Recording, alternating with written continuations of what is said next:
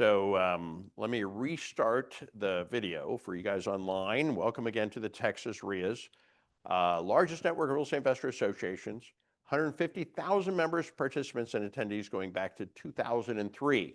This is the largest network of real estate investor associations in the great state of Texas. We provide all kinds of data and resources for Texas real estate investors, over 1,000 private money lenders, 257 vendors, and market data. And I'm going to share some market data with you guys right now, tell you what's going on in the market. And we have some new people coming in, some old people leaving, and that's fine. So this is kind of a roundup of what's going on in the marketplace. So I'm going to give you a very lightning fast overview.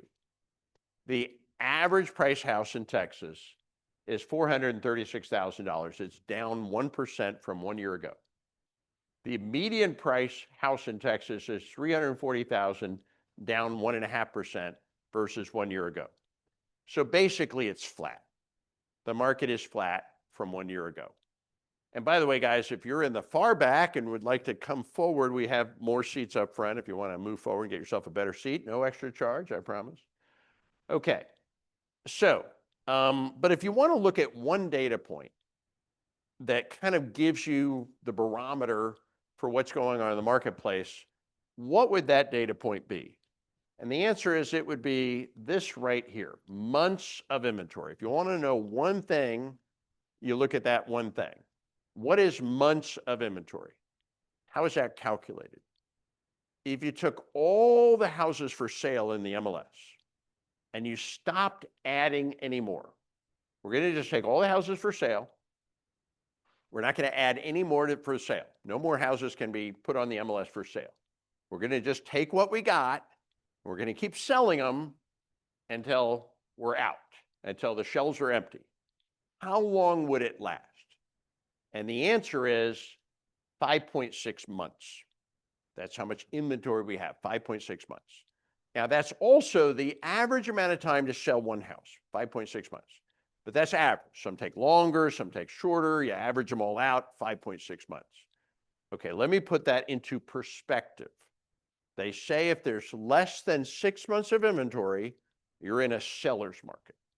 If there's more than 6 months of inventory, you're in a buyer's market. So what kind of market are we in? We're still in a seller's market. And we've been in a seller's market for almost a decade. We never went to a buyer's market. Why not?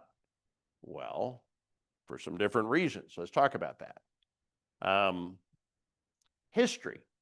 2021, prices went up 18% in 1 year. 2022, prices went up another 10.7% in 1 year in Texas. 2023, flat. 2024, up a little bit at the end of the year. Why did it go up a little bit at the end of the year? What happened at the end of 24? Interest rates did what? They came down a little bit, and the prices went up a little bit. So interest rates, let's talk about interest rates. When interest rates go up, what happens to home prices? Goes down? Yes and no. Here's the thing about home prices, real estate. Real estate doesn't actually care about interest rate. Real estate cares about two things, supply and demand, supply and demand. So for sure, when interest rates go up, houses are less affordable, right? So fewer people can afford them, so demand goes down. When demand goes down, that pushes prices down. But there's some offsets, a couple of big offsets.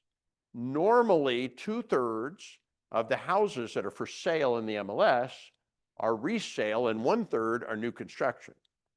Right now it's inverted. Only 1/3 are resale.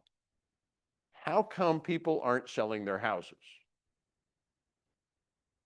Because they got a 3% mortgage and they don't want to give it up. People should be selling their house.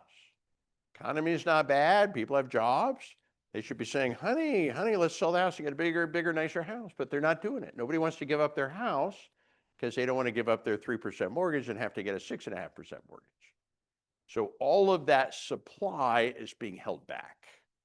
In fact, nationally, we're in the middle of a housing shortage. Who's heard of this?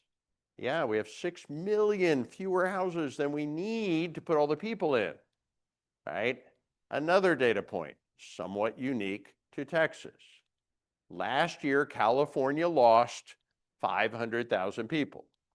Last year, Texas gained 500,000 people. Where do you think they went? Yeah, they all need a place to live, either a house or an apartment.